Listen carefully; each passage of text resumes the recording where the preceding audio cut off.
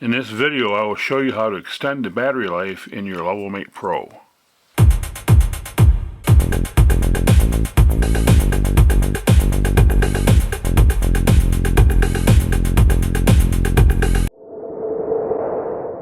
Last year I came up with this power supply that will allow your LevelMatePro to connect to your RV's 12-volt system. This is powered by a 3-volt lithium battery, and of course the RV is 12 volts.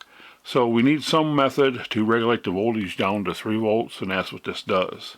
However, I recognize that not all RVers want to get into building something like this.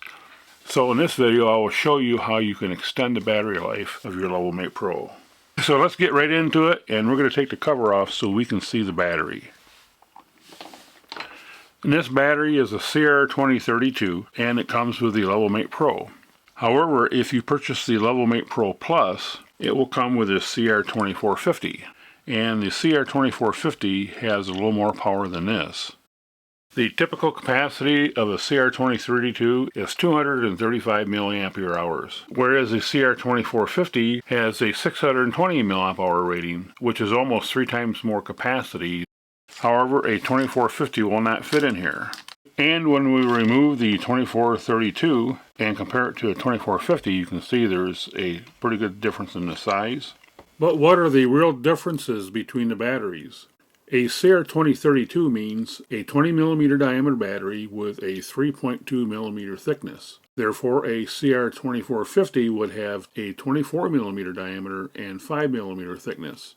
Obviously then, the CR2450 would have more capacity. They are the same lithium chemistry and both rated for 3 volts. So electrically there is no difference other than the capacity.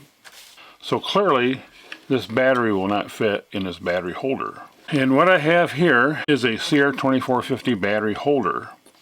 And I have 2 different types.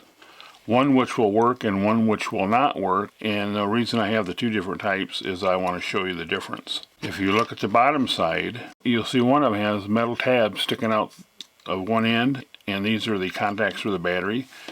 This is known as a through-hole type. The circuit board must have a hole for both of these pins so that can fit down on the circuit board. Of course, that one will not work because this is not a through-hole type board. This one is known as the surface mount version, and you'll see that the pins do not extend like they do on the other one. Rather, they're flat, and it's designed to mount on the surface of the circuit board. And that's exactly what we need for this.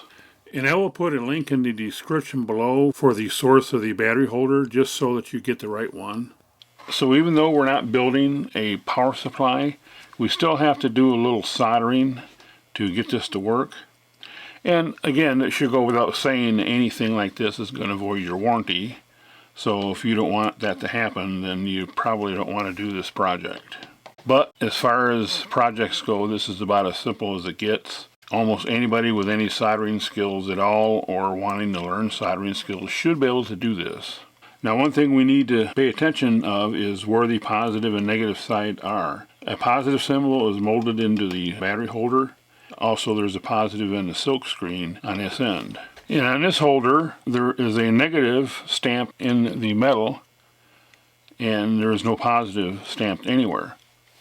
And when we look at the button cells, the positive is always the large surface, and the negative is always the smaller diameter. You can see here a gap in the metal between the positive and negative.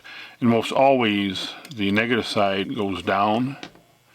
So we want to install this like that. And we can see where the outside ring on this one is here, which means positive, and the tabs on the bottom go to negative. Where in this one, the outside ring is captured here, so this would be positive, and these tangs go to the bottom, so that would be negative. So actually, the orientation is going to be like that. So now it's just a matter of heating the pads on the circuit board, and so sometimes we can just grab a corner and kind of lift that up.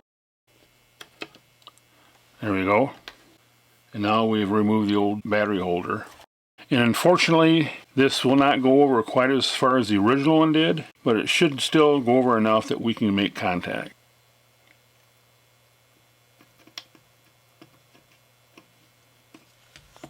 And there we go. And we can actually double check and make sure we have plenty of clearance in the top. So now we just install this battery, turn power on. We do have the confirmation signal, and then we want to open our app.